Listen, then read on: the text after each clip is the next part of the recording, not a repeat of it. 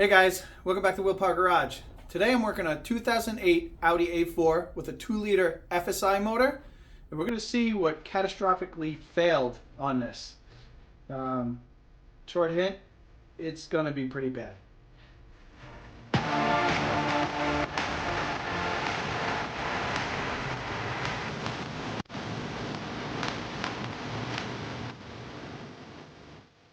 Alright guys, so quick backstory on this thing before we get started.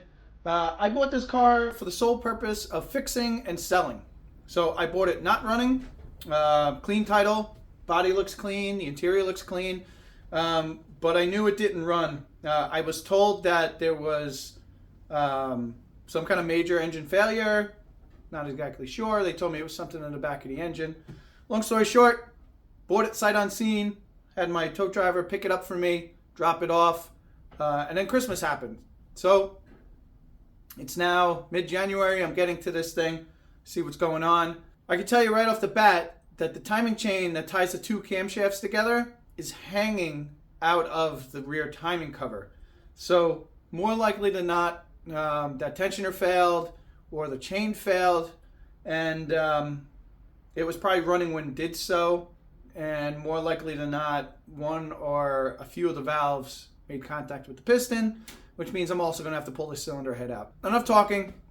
Let's get to tearing this thing apart and seeing exactly what I'm going to have to buy to get this thing running again. This thing looks relatively clean. Surprisingly, it has the right color coolant in it. The engine oil in here looks really clean. Even inside the cylinder there, I could see inside looks very clean. It doesn't look like it's got any kind of sludge or any issues like that.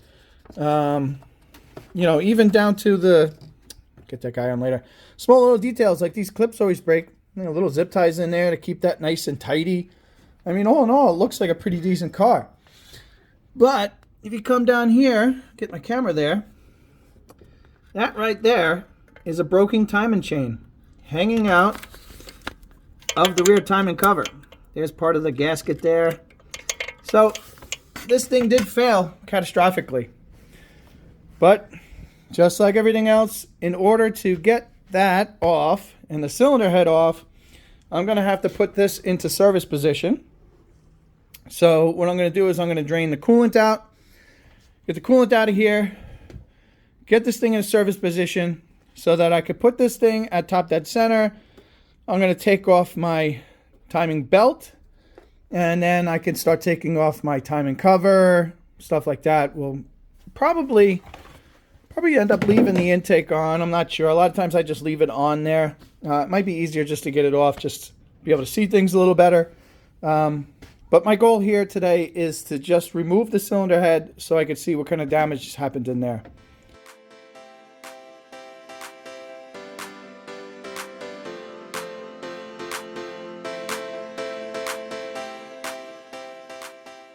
I didn't go through the trouble of taking this thing off completely. It isn't automatic because I don't want to take off the transmission lines if I don't have to. If you want to, it's not very difficult. These are like AN style fittings, almost like a flare fitting. Usually what I do is I'll take them off here, and then I'll put a couple of caps on both sides to keep the fluid from really leaking out.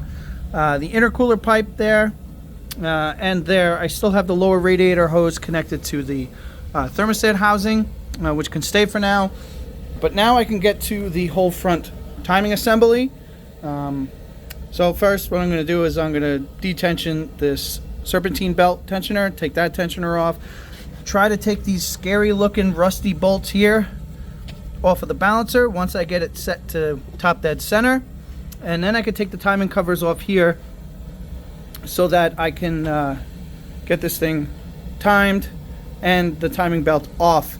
Now I'm going to take the air box off here because my goal is to remove the manifold from the cylinder head so I don't have to deal with all the turbocharger coolant and oil feeds and drains.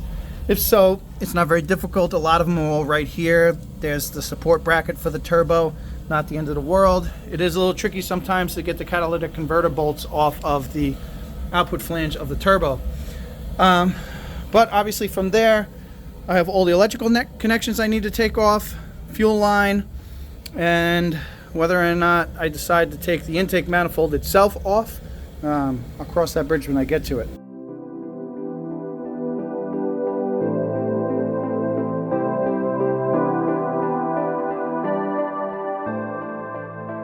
Okay, before I go and take the timing belt off, I just wanted to give you guys a quick tip.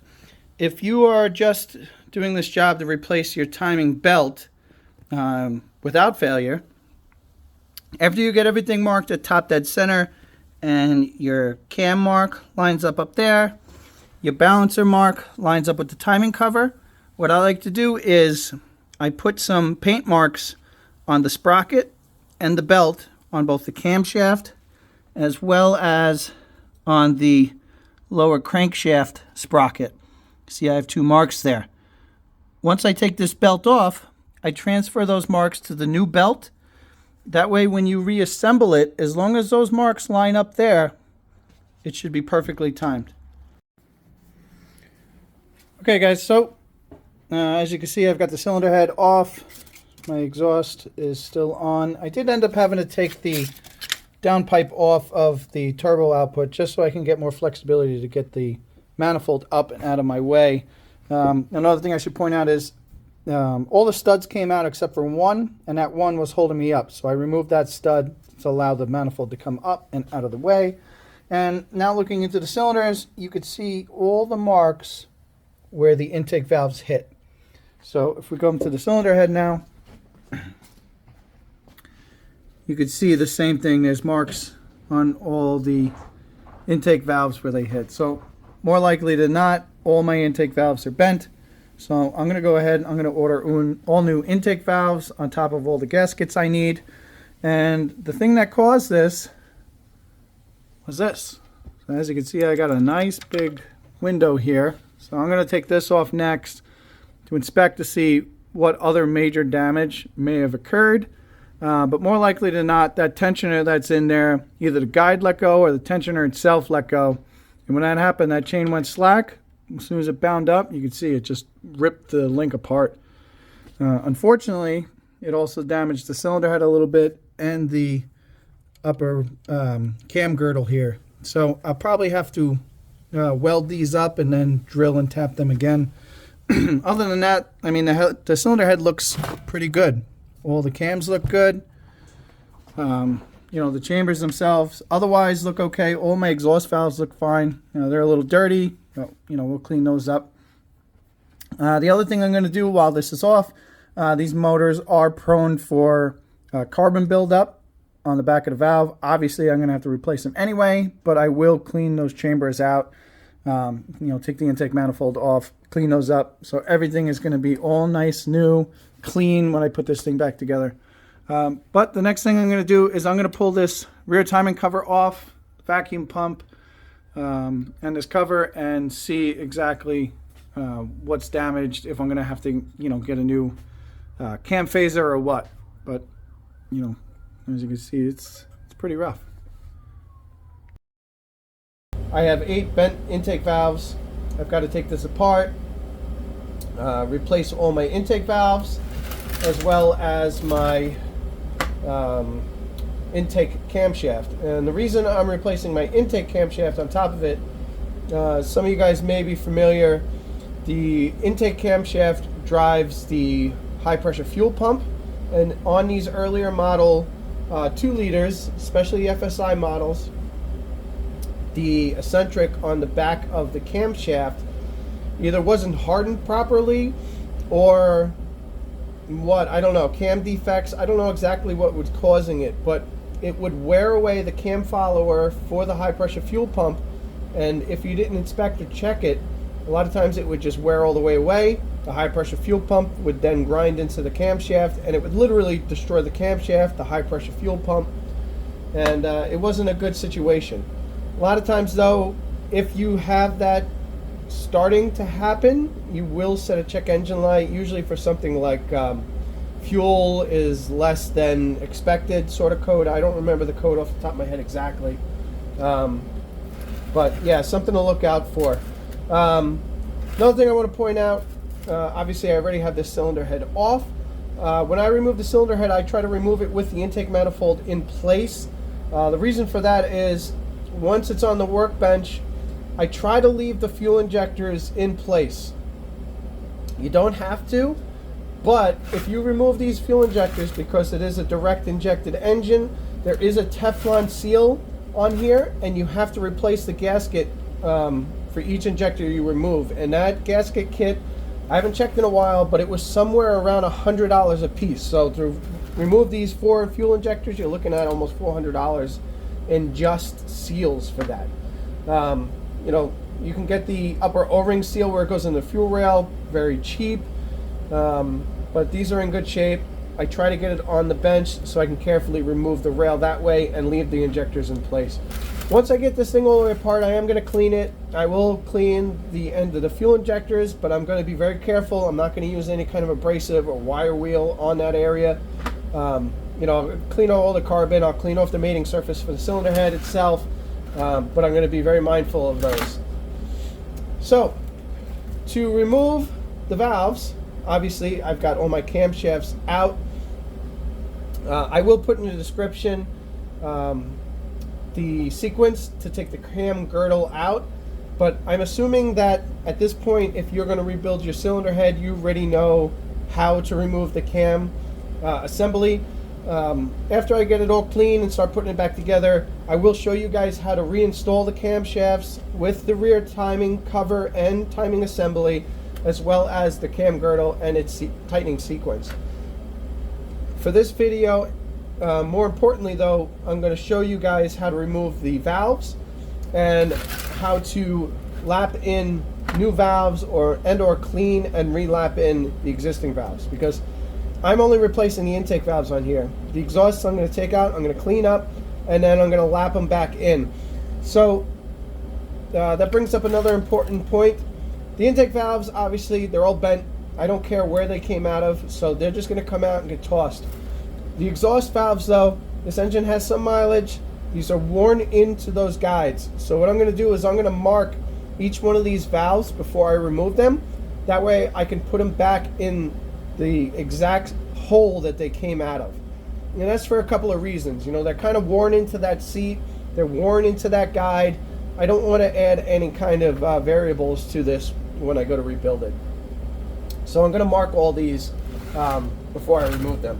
The other thing I'm going to do, I don't know if you can see on camera here, but I already have one of the springs removed, and the valve seal itself, I'm going to replace all the valve seals on this as I take it apart. To the removal process, obviously first thing you need to do is you need to get your camshafts out. There are a couple of specialty tools you can use to remove these. This is one in particular, has a magnet inside. You basically put it on top of the valve spring, you smack it with a hammer. What happens is the valve goes down, the keepers get caught in this, and then you can remove everything as an assembly. I've only really had good luck with this in removal. There is an attachment that goes in here to make it so you can reinstall it, though I've never had much luck with it.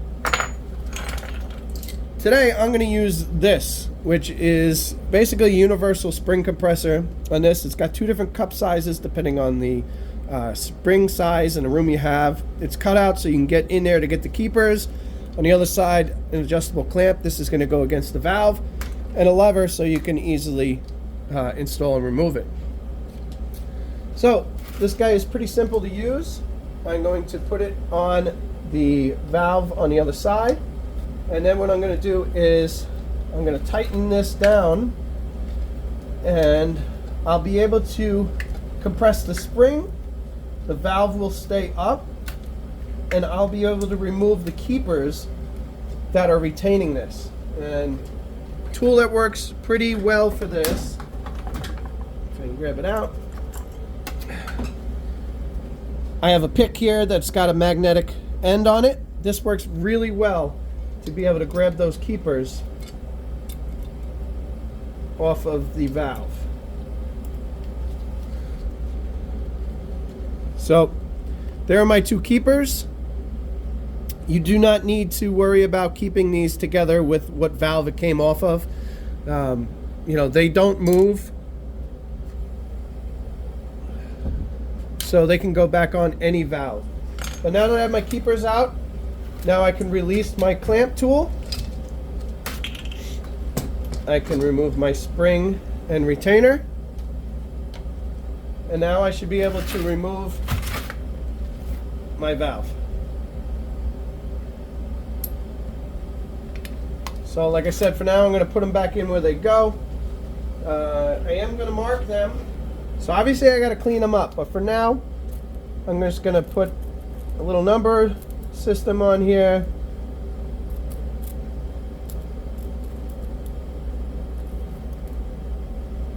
Seven and 8.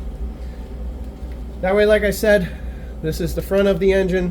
1, 2, 3, 4, all the way to 8. As I clean them up, I will obviously need to remark them so I can keep track of this. But for now, I could take them out and be able to clean the cylinder head and everything else without losing where they go. So obviously that was the exhaust valve. To remove the intake valve, it's the same procedure. Clamp goes on one side, the other one on this side, compress the spring, remove the keeper, and keep going till you have all of them out. So rather than you guys just sitting here sort of boring watching me trying to take this apart, I'm just going to set the camera to fast forward and enjoy the show.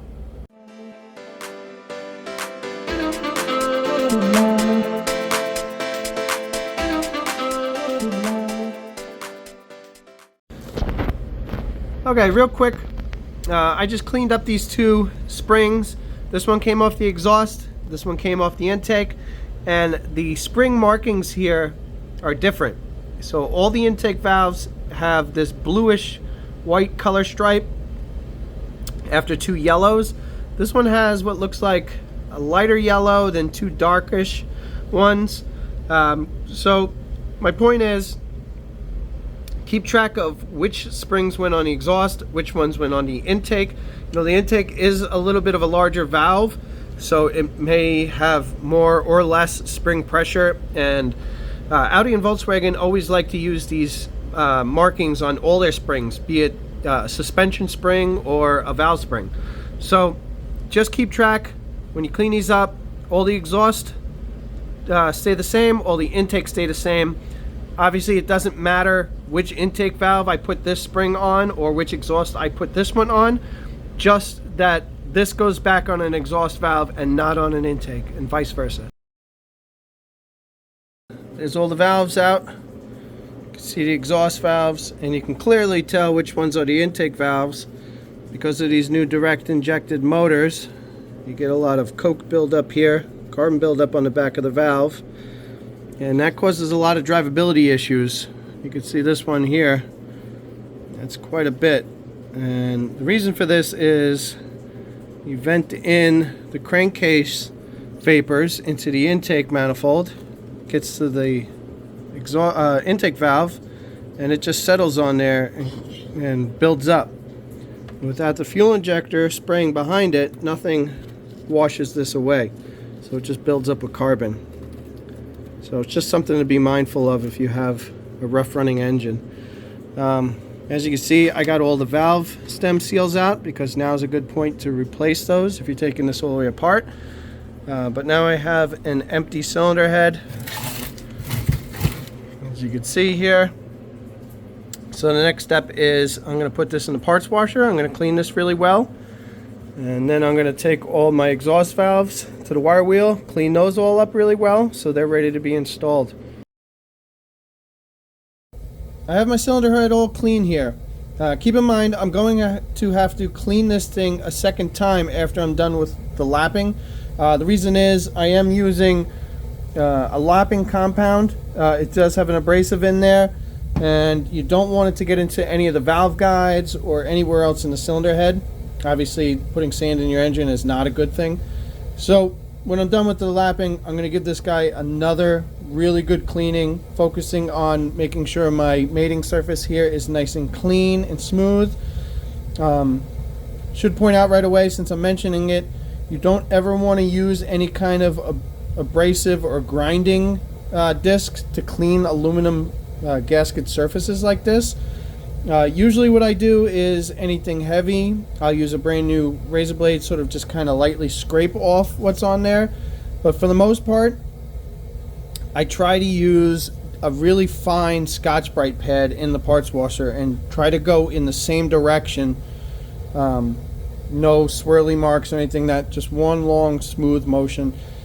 These cylinder heads do use an MLS gasket, which is very forgiving when it comes to imperfections in the sealing surface, but keep that in mind. Don't use any kind of grinders or anything that you would normally use on a cast iron or a steel head.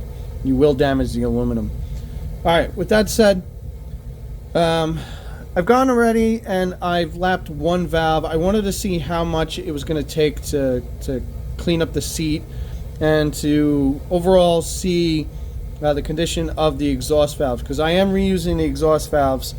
I had to buy new intake valves, but the exhaust valves are the original ones. And what happens is, they get a little bit of pitting in there. I don't know if you guys can see in the camera there. They get a little bit of pitting in there, and sometimes to just try to lap that out, it does take a lot. And something that is really bad, they should be cut. The other thing is, when I took them out, all my valves are numbered. Exhaust 1 through 8. Same for my intakes, even though they are all new.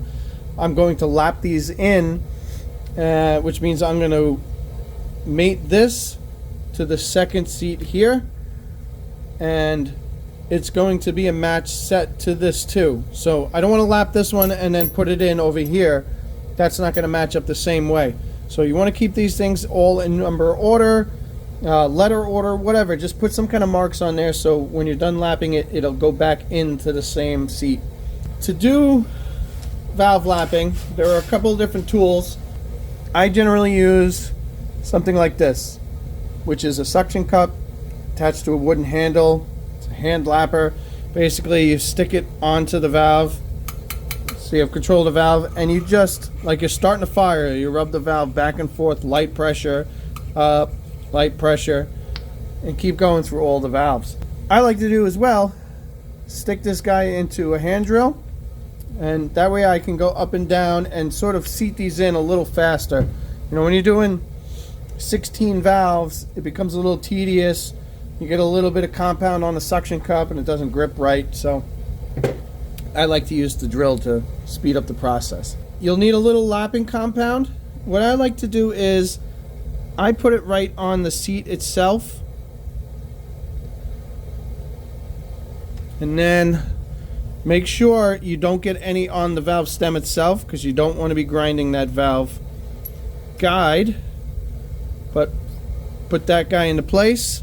Take your lapping tool. Like I said, kind of stick it onto that valve. And you can see it's a little tedious. I keep my rag handy so I can wipe up the valve, wipe up the suction cup. And it is rather tricky. It's not very easy to do this. But if you have good patience, good control, it can definitely be done, and it'll save you a few $100s than to send the cylinder head out to a machine shop and have them do exactly the same thing. So as you can tell, I'm not going very fast. I'm going up just a little bit, light pressure when I come down, and I'm listening to the grit. If the grit starts sounding like it's not really cutting so much, or usually when the suction cup comes off, what I'll do then is pop the valve up and wipe the lapping compound off of this so I could see if I need to cut it anymore or if it is good. So let's see here. So you can see that's a pretty good lap. I know it's probably not showing so much on the camera, but I'm going to cut this just a little bit more. But what do you want to look for in a valve that you're lapping is this grayish dull area. You want to see that grayish dull area in the middle, or somewhere close to the middle of the valve angle. You don't want it too high to the top or too low this way, because then you don't have a good contact patch here to the valve seat, and what will happen is you can actually burn up the valve. This contact patch is very important because when it contacts the seat, it helps to remove the heat from the valve and into the cooling system. Not to mention it's also to help seat the valve properly.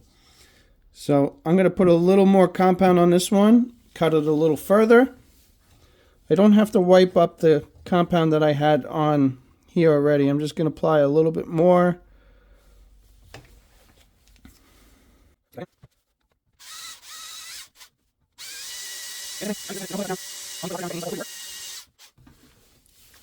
And just in case you were curious, to do this by hand, again, it's like starting a fire. Basically just back and forth like this. Every time you reset, lift the valve up. Like I said, it's like starting a fire. So whichever method you find works best for you. There is no right or wrong way to do this, as long as you're getting the valve spun in there and the seat is good. I should also mention there is no time frame. Like, I can't say that you need to do this for a minute, 5 minutes, 10 minutes. You basically need to lap it a little bit, take it out, inspect that seat, and decide whether or not you need to cut further or not. So there we go. So as you can see, I've got a nice smooth, even seat on this. You can see the two shiny lines there. That way I know my lap is pretty much right there in the middle. And this valve is now done. So generally what I do is I'll try to wipe up some of the lapping compound here, so it's not so much when I go to wash the cylinder head. Again, make sure that the stem doesn't have any lapping compound. And then stick it back in the hole. Like I said, I like to keep track just in case. So I'm going to go ahead and put my numbers back on it. But from here, I'm going to do all the rest of the exhaust, turn the head around, then do all the intakes. In case you're wondering, to lap the intakes is exactly the same as the exhaust. There's no difference. You're going to do exactly the same. It doesn't matter if it's an Audi head, Volkswagen head, Chevrolet, Ford, Maserati, Porsche, Lamborghini. Exactly the same way to lap those valves. So I'm going to set these all up, get my lapping compound in, put all my valves in, and start lapping.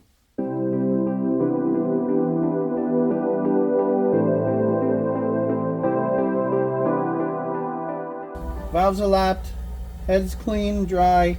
Next step, you need to install the valve stem seals. So you saw me take these off. These are the new replacements. There's a metal sleeve around the outside, spring on the top, holds the top of the valve. There is a special tool Audi and Volkswagen sells to install these. I usually use the trusty 10mm socket. It fits just like that in there, grabs the metal on it, so I'm only hitting the metal. And the way you install these is drop that guy right on top of the valve guide, and you just tap it on. You'll hear a positive sort of thud once it's down. Doesn't take much to get these things on here.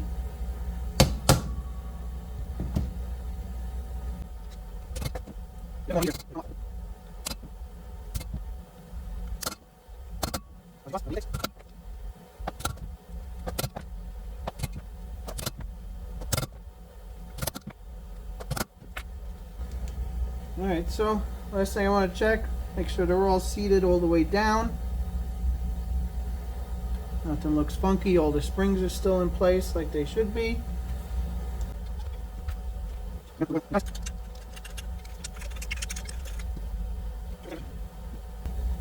got a little assembly loop here. I'm going to put a little bit of this on the valve stem. Hoping to have this thing started soon, but just in case.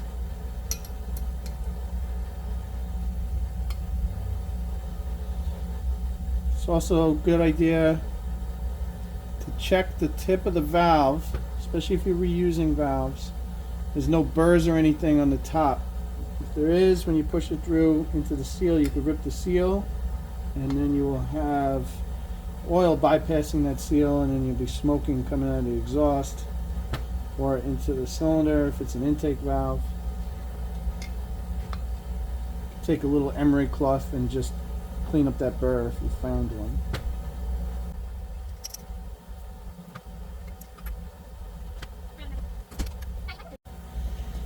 Alright guys, I got a little helper here. She's gonna help me out finish putting this together. So we're gonna that looks like blood. It's assembly lube. Alright, you wanna put this one in? Where does it go? It's gonna go right in here. Push it down. Okay, we'll do this one now. Get some white stuff on it. I'm gonna rub it in there. Okay, ready? You want to push this one down? I want to do it for yourself. Okay. Is it in? It's in.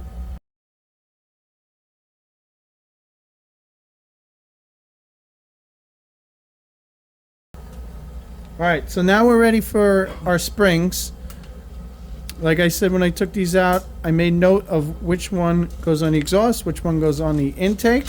So this is an exhaust valve. We're going to start with the exhaust. My little helper here has the keepers. I got keyboard. So I need 2 of those, please. I know.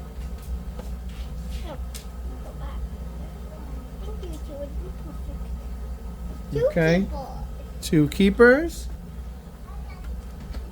And now we're going to put on our spring compressor. Daddy, Mommy, wait, I'll be right back.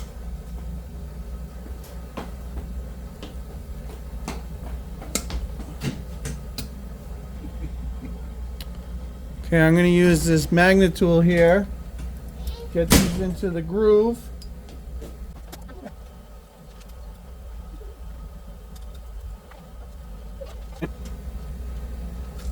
Okay, both my keepers are on.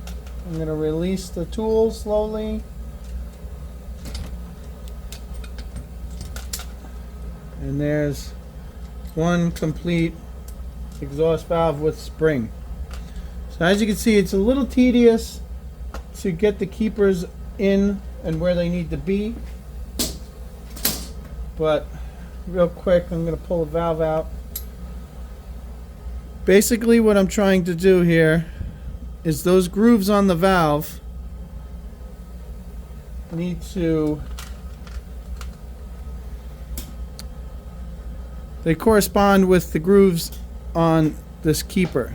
So this guy will go in something like that, the other half there, and as you can see, it's tapered, and then the retainer on top of the spring will go in there, and that's what holds the valve assembly into the cylinder head. So I've got to do this now, let's see, 15 more times.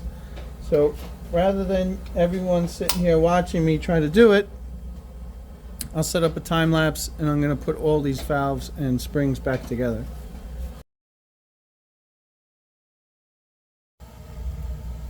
Okay guys, so as always, I know a lot of people like to see this service manual I have from Elsa.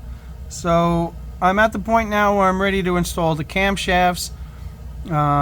This is basically just going over the removal sequence, but what we're interested in at this point is installation. So the upper camshaft girdle has a groove in it, and what they're showing here is to make sure that thing is completely clean. You want to make sure that groove is cleaned out, free from grease and oil, because to install the camshafts you need to install this thing at the same time. Now to put your 2 camshafts in, you want to make sure that cylinder 4, the lobes are facing each other, and the little notches on each cams are also facing each other. This talks about the sealant to put into the grooves. It shows here all the areas where you need to apply sealant. Again, you do not need to over apply the sealant. If I'm not mistaken, I think this is the old anaerobic type of sealant. In recent years, Volkswagen and Audi have both gone to using just the black type sealant, and I'll put the part number in the description below so you guys know which sealant to use. I guess they had issues where these things were just leaking for whatever reason, so they've gone to the black sealant. Only because I have it handy. This is the sealant. That is the part number there, and this is what I'm going to use to install that upper camshaft girdle. Let's see. As we go down, here is your tightening sequence. So going from the middle, obviously 1, 2, 3, 4, working your way out. What I like to do is I like to install the camshaft seal and the camshaft plug before I put this down. There is a special tool for installing both, but I don't see why you wouldn't want to just go ahead and do this at the same time. So, you know, you can do it either way. This is the way I'm going to do it. Now I got my cylinder head. All my valves are in. You can see everything went very smooth. Everything's in there. Everything's seated very nicely. So, my next step here is I'm going to reinstall all my lifters and my cam followers, as Audi and Volkswagen likes to call them. To put these in though, since I had those cleaned, they're pretty dry. I'm going to put some oil just in the lifter bore where it goes. Each one of these, a little bit on top of the valve stems here.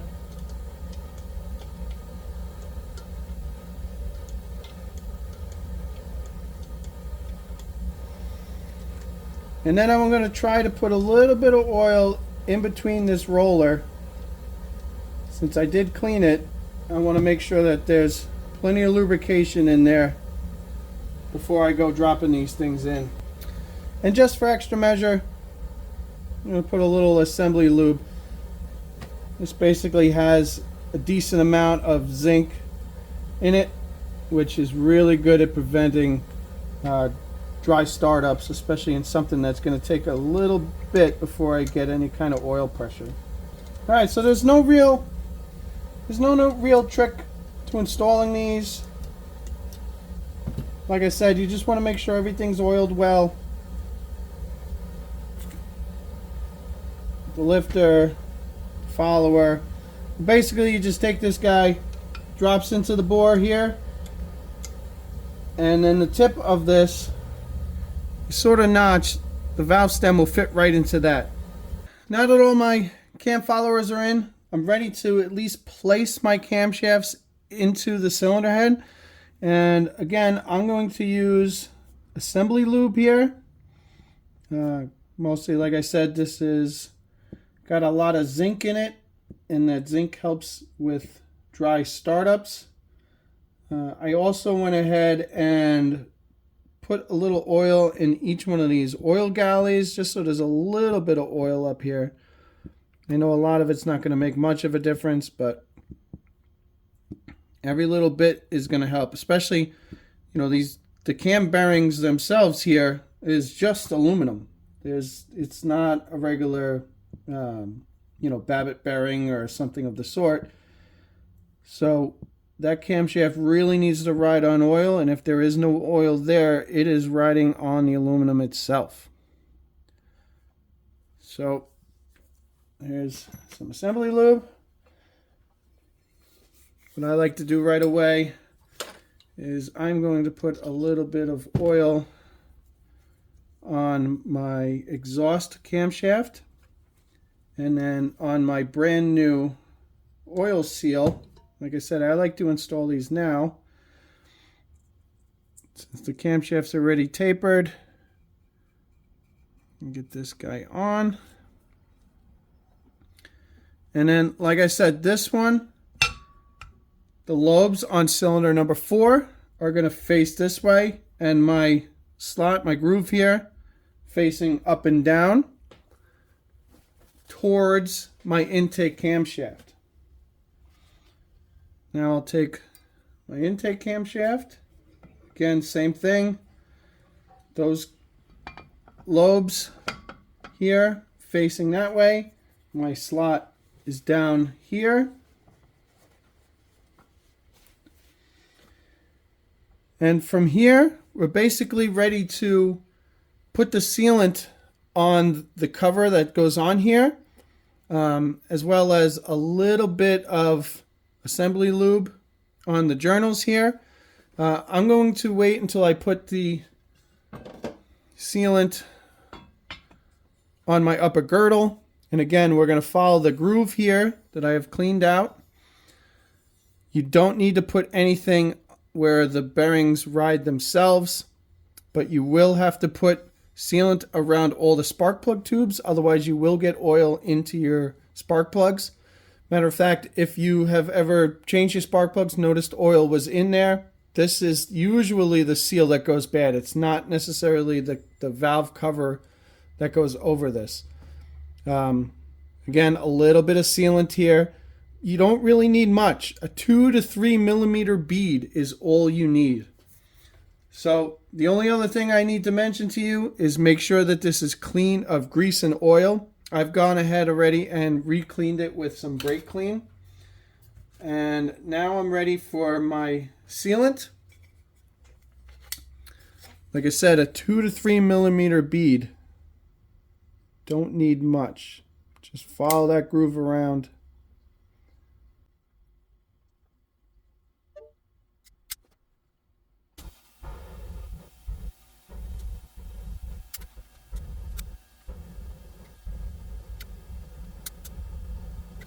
I've got my beads of sealant on there. Now I'm going to put just a little bit of assembly lube on these journals here. Again, I don't want any dry starts here. So every little bit helps. But I don't want to put too much that when I go to flip this guy over, it's going to drip all over my sealing surfaces. Like I said, you want to keep this thing free of grease and oil and everything else that can contaminate it. So my cam lobes are both facing each other. I have my front cam seal in. I'm going to put in my front cam plug. If I can get it in there.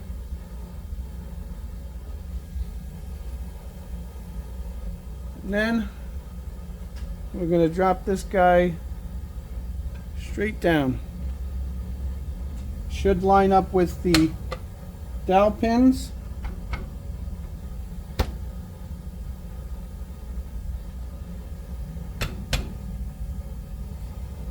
Now I'm not going to be able to get this to sit down evenly because, like I said, some of these valves are going to start actuating because the lobes are pointing to open those valves for whatever cylinder it's on.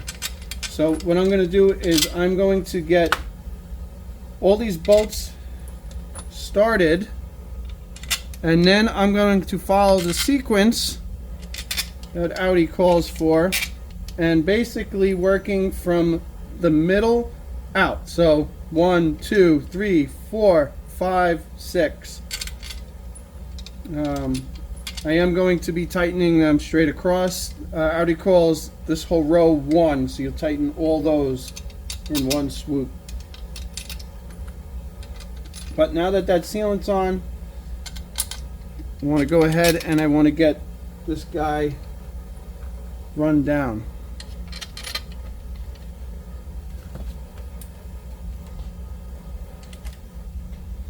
So right now I'm just going to bring these down just so I can tighten the cover evenly. Like I said, it's right now sitting up, on those valves.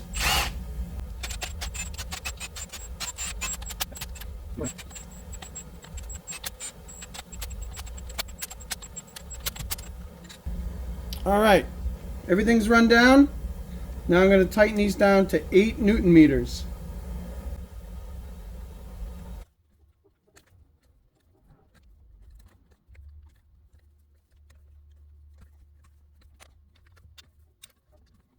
Now that they're all torqued down to 8 Newton meters, the final torque is 90 degrees.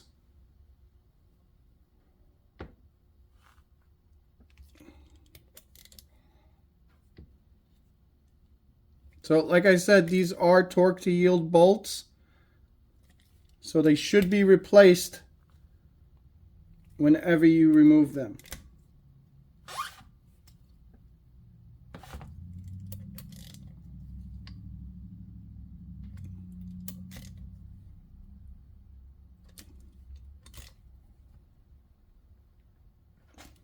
Again, same sequence, working your way from the inside out.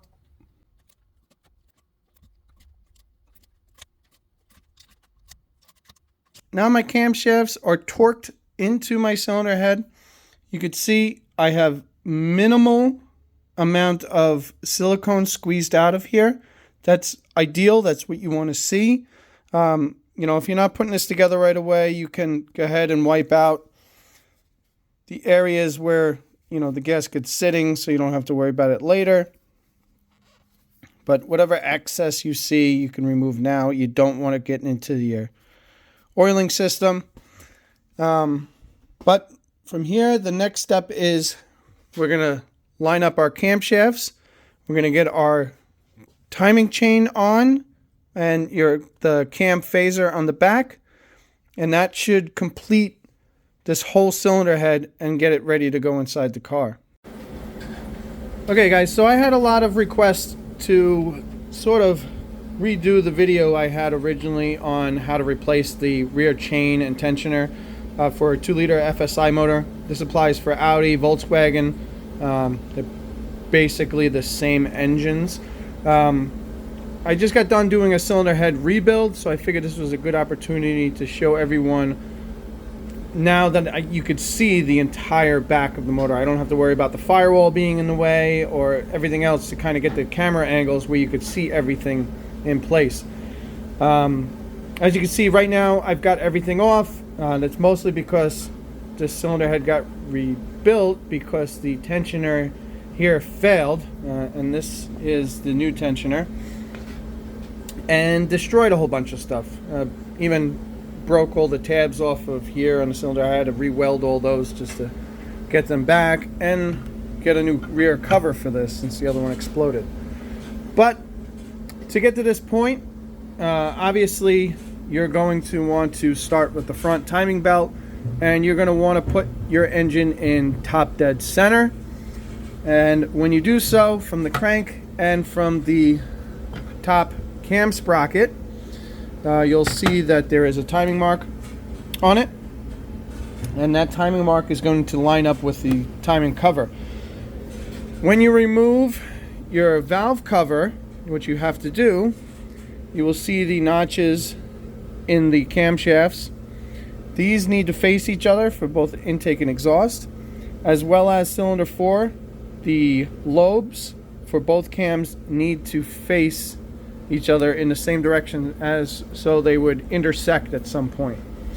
Once you have that, this is basically timed in a fashion where you could safely take apart the rear timing system. Keep in mind though that with the camshafts in there, there are certain cylinders that are under pressure, and they will want to spin the camshaft at least slightly, so just be mindful of that. Now, Audi and Volkswagen both have a special tool. It's basically a plate that goes across, and it has pins that come down to lock both of these camshafts so that they are perfectly timed. I've never actually had to use that tool. When you're setting up this rear system, There is a mark on the sprocket here. For what reason, I don't know, because it's not actually a timing mark. But you kind of get your chain on here, and then with your cam adjuster, you need to get this notch to line up with the notch in the cam adjuster itself. So here's the cam adjuster, which is going on the exhaust cam, and that pin needs to line up with the notch here. So basically, first thing you're going to do after you remove everything and your cams are set up like this is going to install our chain here, or not our chain. We're going to install our timing chain tensioner here, and when you do this, I always recommend replacing the hardware that comes out of it. And then from there, we're going to put our chain first on the intake cam, and then we're going to get it lined up here. What I use to turn the camshaft is just a 17mm wrench. So I put it right here in this notch, and now I can ever so slightly rotate the camshaft. Again, Volkswagen Audi has a special tool that goes into the vacuum pump slot. Basically goes in here and comes out, and it gives you leverage to move the camshaft. Again, I've never had to use that, but that way you guys know that that tool is available if you need be. Basically, to that point, remove high pressure pump, remove cylinder head cover, vacuum lines, electrical connections, coolant. You basically need to get that upper valve cover off. Here it's showing the cam lobes facing each other and the notches in the cam there. Right here is the special tool that it's referring to. There is the pin. If you are going to reuse the tensioner and chain, or maybe you're just changing the adjuster, this pin here is just what holds it in its unactivated state. So you can just push down on the plunger, get that pin in there, and that'll hold that. But let's see here. The tool again, this is going through the installation. The two pins that I was referring to. And this arrow, it's basically just saying place the chain into this position first, and that's just to get everything on. But again, it's not referring to any of those marks that are on there. So, I don't know if anyone told you any different, but there are no timing marks on the chain itself or on the camshafts at this point. There's the other tool that I was talking about. It goes into the rear of the camshaft so you can rotate it. But this is a pretty straightforward install for this chain. Okay guys, so first thing we're going to do, we're going to install the chain tensioner and guide here. It's held on with 3 bolts. I like to put a little blue Loctite on these just because I don't want them to come off.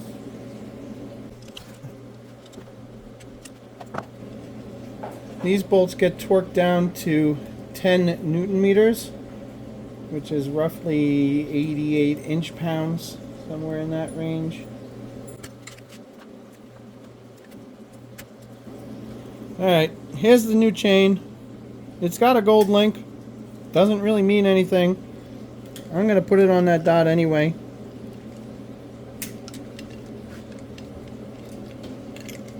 Get my chain in place here.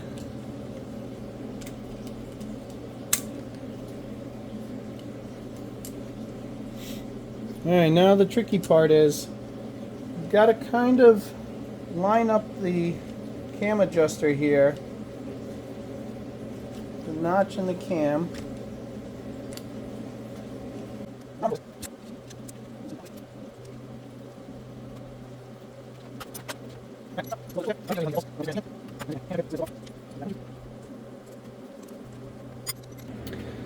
So you can see, again, no timing marks. It doesn't matter where the chain's going.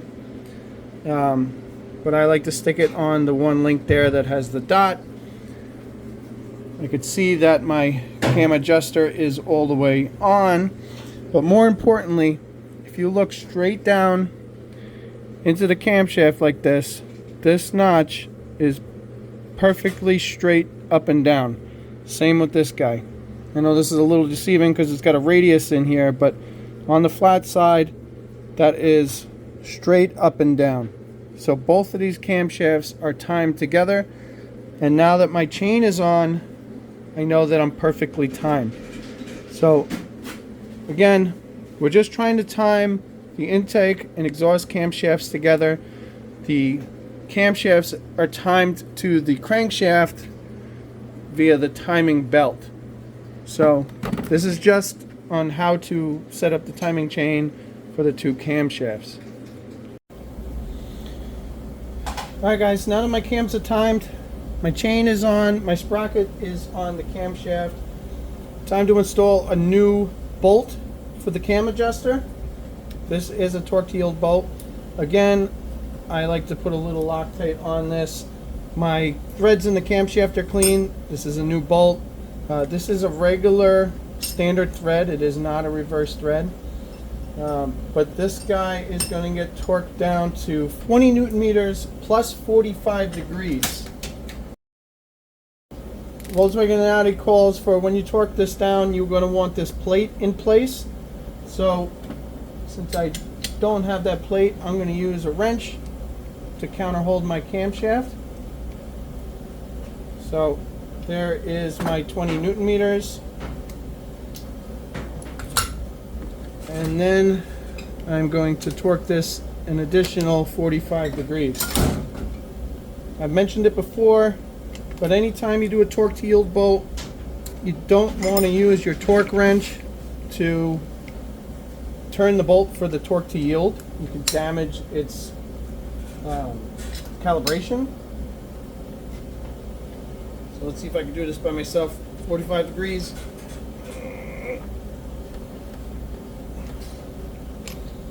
My bolt's torqued.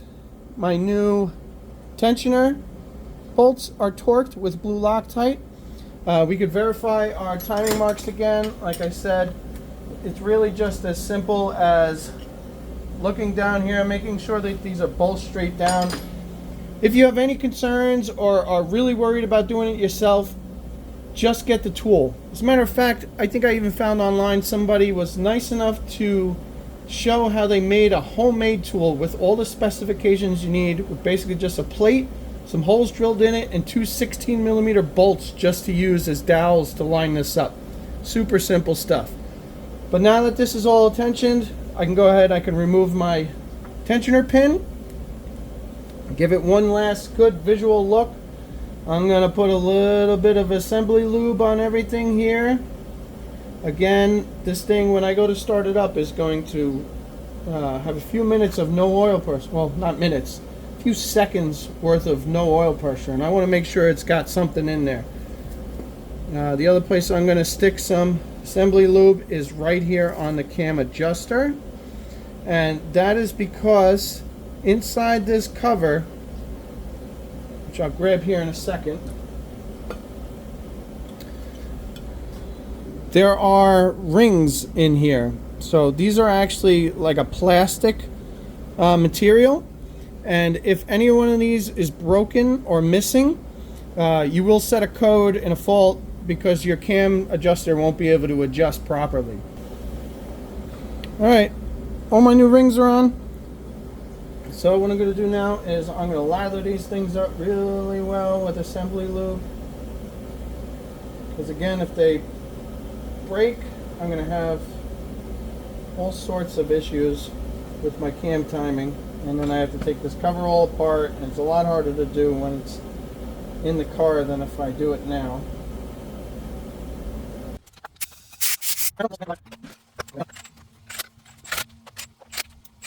Alright, and these bolts get torqued down to 10 Newton meters.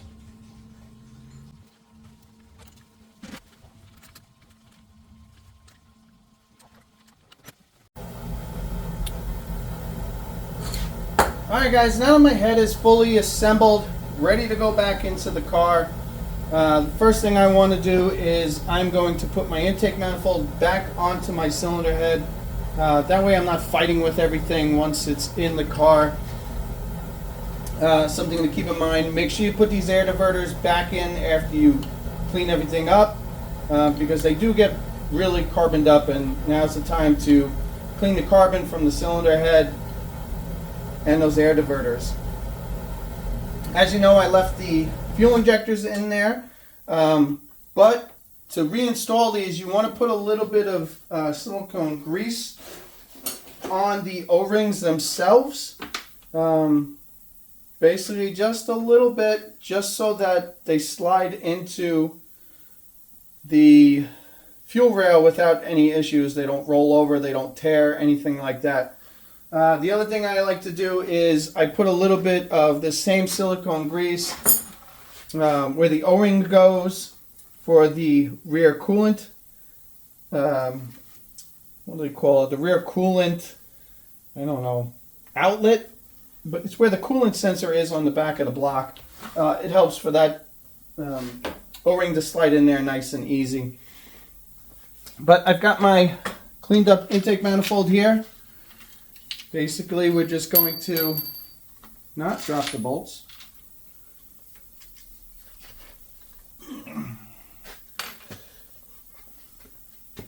Alright, this is going to be a little tricky, I know. I can tell already. I'm going to drop this guy down, lining it up on the studs. Still have my coolant flange here, which is what makes it a little trickier.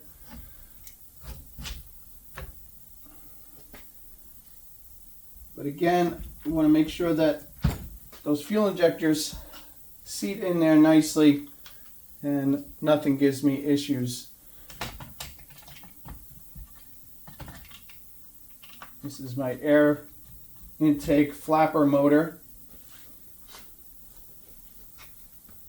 But from here, we're just going to reinstall the hardware for the intake manifold. And these bolts get torqued down to 10 Newton meters, as well as the 10 millimeter nuts also get torqued down to 10 Newton meters. So I'm going to go ahead, I'm going to tighten down my intake manifold here. I'm going to put my wiring harness back for the fuel injectors. And I'm going to give my mating surface here one more cleaning before I put the gasket onto the engine block. Alright guys, as you can see, I've got my block deck here completely clean, my pistons all clean of carbon.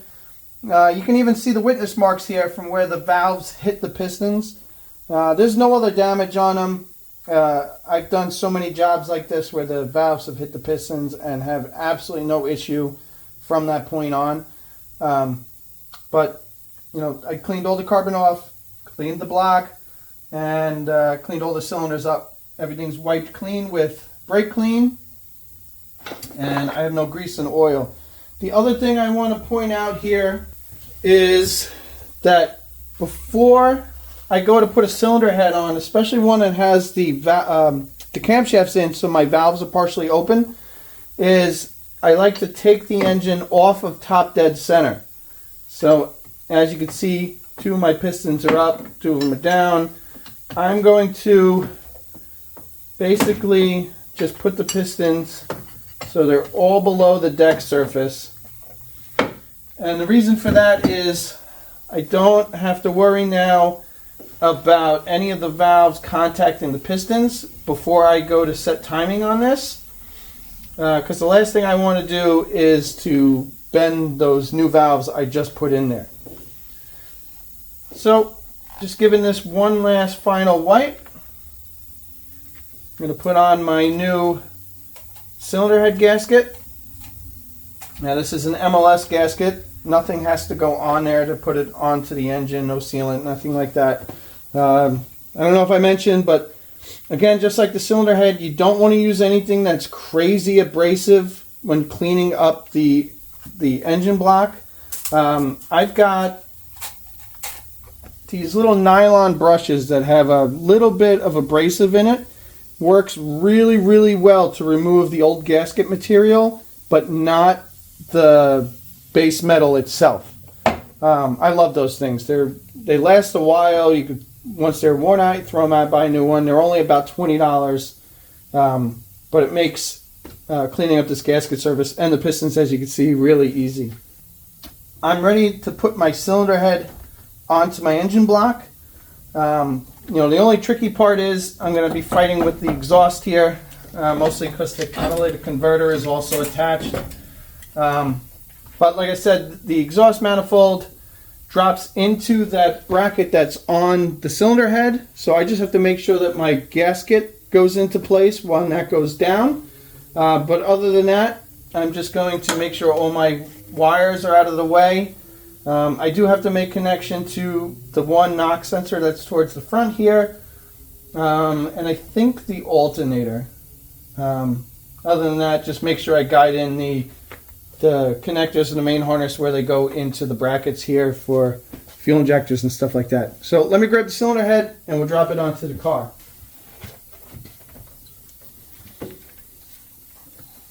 Now the cylinder head is not exactly light,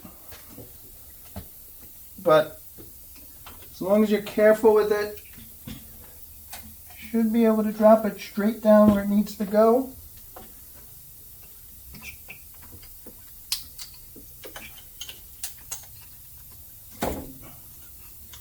Again, I need to make those electrical connections.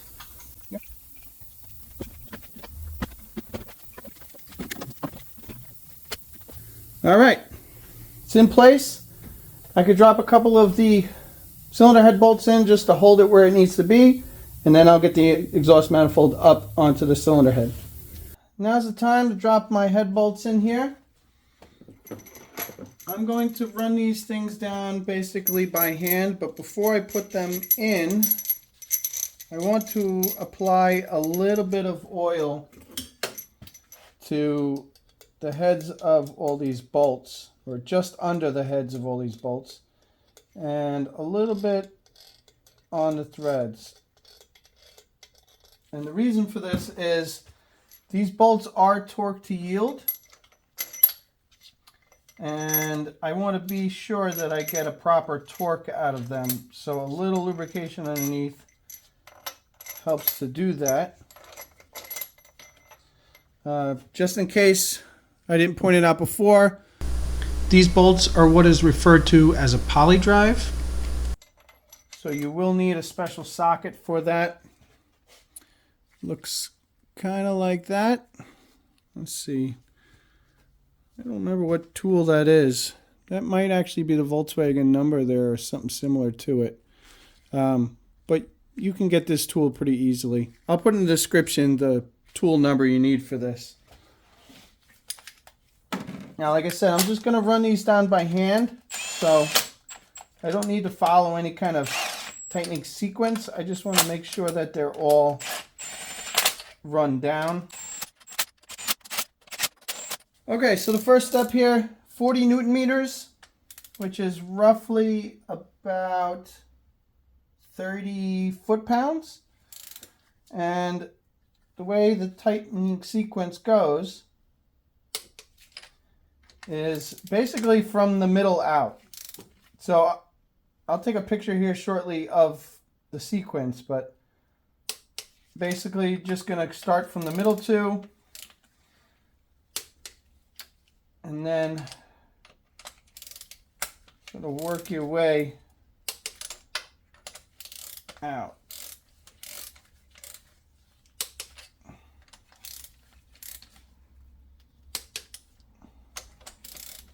Like I said, 40 Newton meters for the first. Also, I should mention that anytime you're replacing the cylinder head or gasket, or anytime you remove it for that matter, you should replace those bolts since they are torque to yield. Now the next step is we're going to tighten these an additional 90 degrees in the same sequence.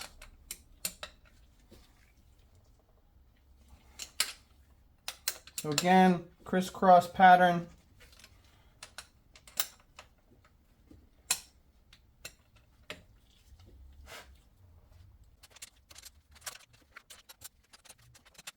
Now the last and final step is another 90 degrees.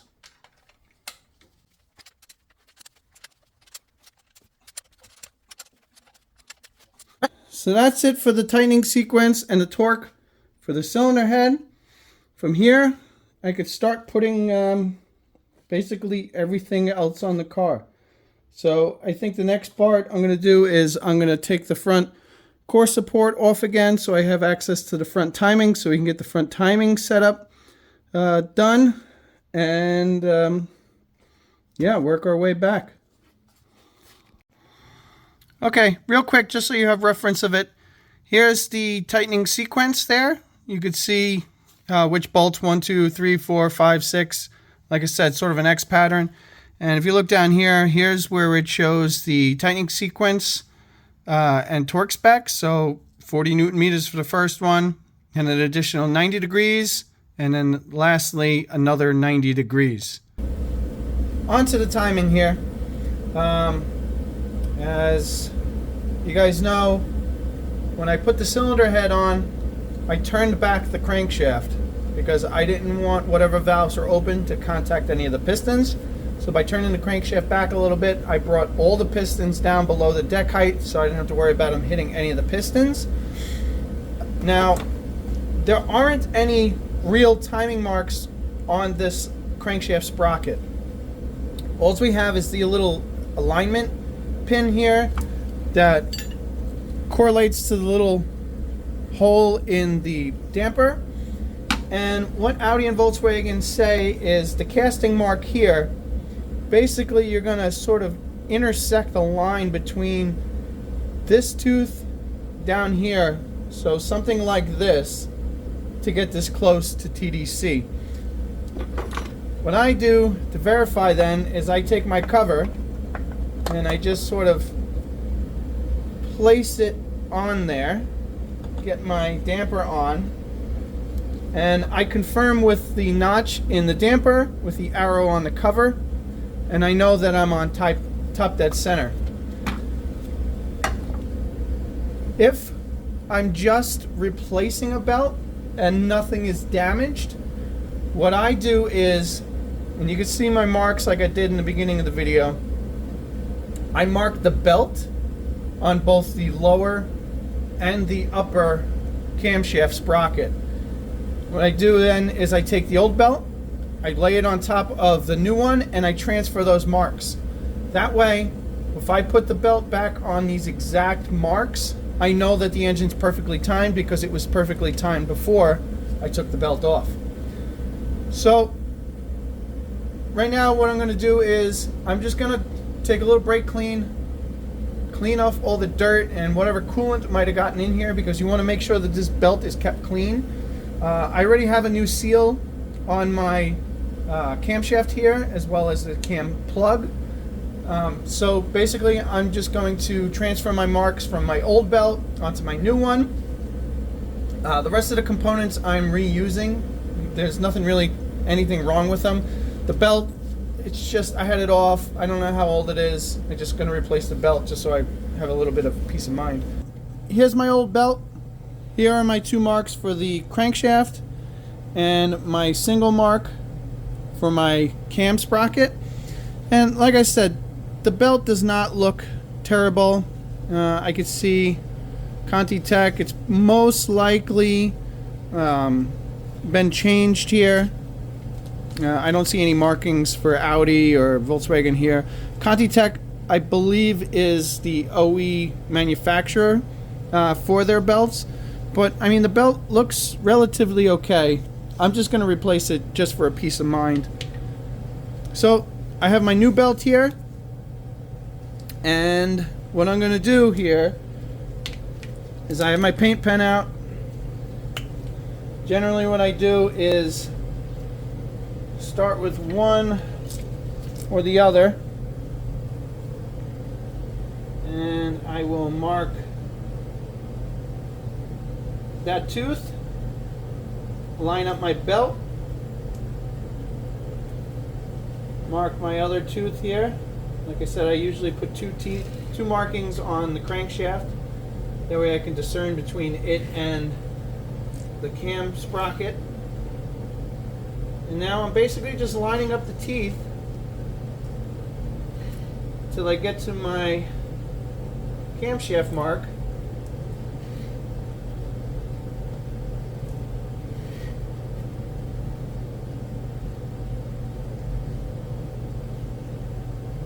here. And then what I like to do is I'll continue the rest of the way around the belt, lining up my teeth. And I'm doing this just to confirm that my marks line up. Alright, looking back at the engine, I've got my cover that goes in between the cylinder head and engine block for the timing cover on. And now I'm ready. I can install my cam sprocket again. This is a tapered fit, but it does have a key. So make sure that you don't lose this little key that goes into the keyway, and that it is there when you go to put the sprocket on. So line up that notch, get this guy on place, and then the bolt here, I like to put a little blue Loctite on here. Even though this is a torque to yield bolt, this bolt is going to get torqued down to 50 Newton meters plus 180 degrees. So I don't know if you noticed, I left the valve cover off of this, and the reason is I'm going to use a wrench to hold my camshaft so I can torque this down. Again, another application for having the tool that locks the two camshafts together so you can tighten this fastener properly. Alright, 18mm wrench. I'll hold my cam while I torque this.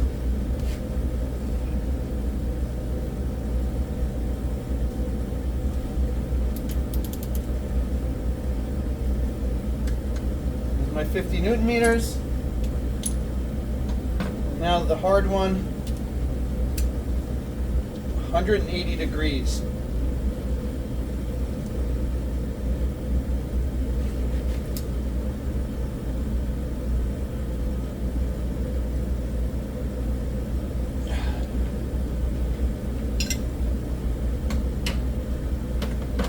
All right, now make sure my cam is still lined up with that mark there. I see my marks here are lined up. Now I can get my belt on.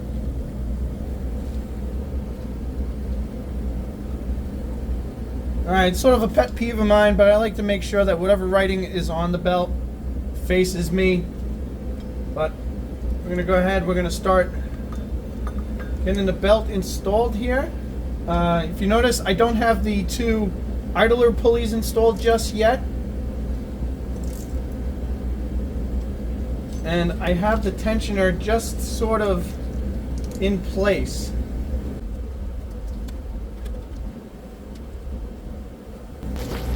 Alright, here's a close-up view.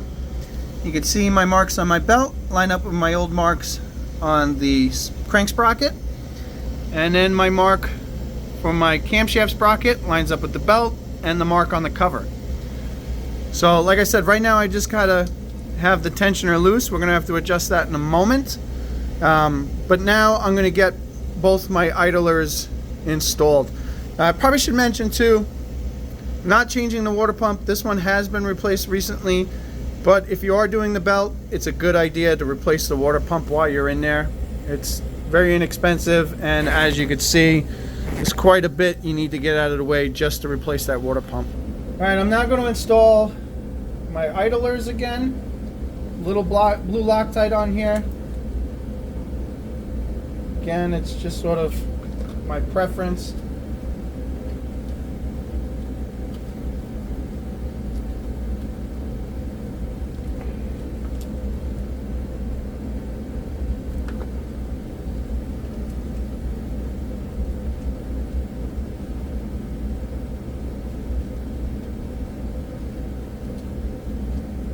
These run down mostly by hand.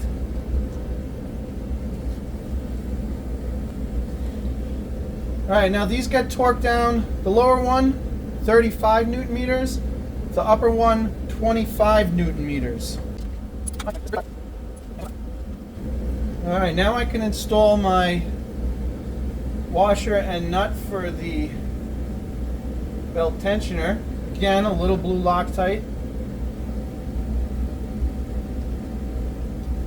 That nut started, and you will need at least an 8mm Allen key to do the adjustment here. And I'll do a close-up of it, but basically what we're trying to do is there's a little bump here on the tensioner and a notch down here, and you want to tighten this eccentric here until those marks line up. And the way the procedure reads is you want to sort of tighten it up a little past, then let off the tension, and then tension it again, and then tighten down the nut here. After you have this tightened down, they suggest rotating the engine twice and then verifying all your timing marks are still on and making sure that that tension mark is still lined up.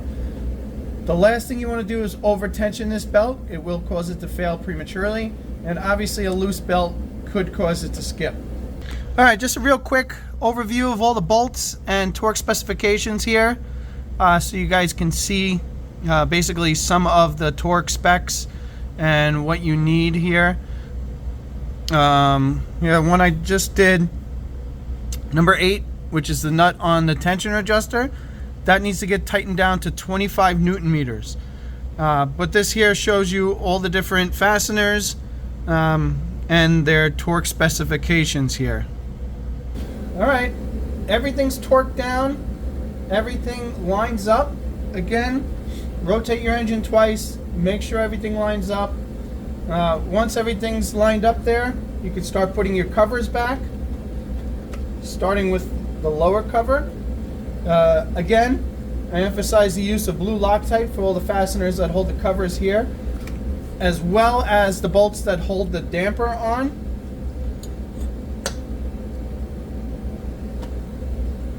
As for the top cover is going to slide into these little grooves here and bolts into the top valve cover there. Since I had the cylinder head off, all my timing lines up. You can see that my camshafts are still lined up. Of course, you know, they're tied together with the back timing chain there. But at this point now, I could put my valve cover back onto my cylinder head so I don't have to worry about any dirt debris getting in there. I think before I do, I'd probably put a little bit more assembly lube on the cam lobes here, just because I'm going to get close to starting this thing, and finish putting together my front timing system. Alright guys, so I have most of this together. One thing I was thinking while I was putting it together, I wanted to mention is the high pressure fuel pump cam follower. On these engines in particular, I highly recommend anytime you remove that fuel pump to replace the follower that goes in there. They are known to fail. The camshafts have issues, which is why they sell whole kits to rebuild these cylinder heads. But I just want to mention to you guys that you should definitely inspect that, as well as the tip of the high pressure fuel pump. Now, like I said, I've got a new follower here. This one is brand new. They're only a few dollars. This is the old one, and you could see here that this guy is concave. So this is worn, and it's on its way to failure. When this fails, you get a check engine light, and of course catastrophic failure of the camshaft. So again, another instance where I'm going to put on some of my assembly lube, which is high in zinc, and I'm basically going to treat this camshaft like a solid tappet camshaft. So when I get this thing fired up, I'm going to hold this thing at a higher rev and try to get this thing to seat in there properly. But again, I just wanted to point that out. You know, replace that guy if you're servicing this. So as you can see, I don't have much left. I'm going to put on my high pressure fuel pump. I'm going to connect my airbox air filter back in here, as well as my intercooler piping to my throttle body and my coolant reservoir. Put coolant in this thing. I'm going to change the oil since I have this thing all apart, and basically get this thing ready to fire up.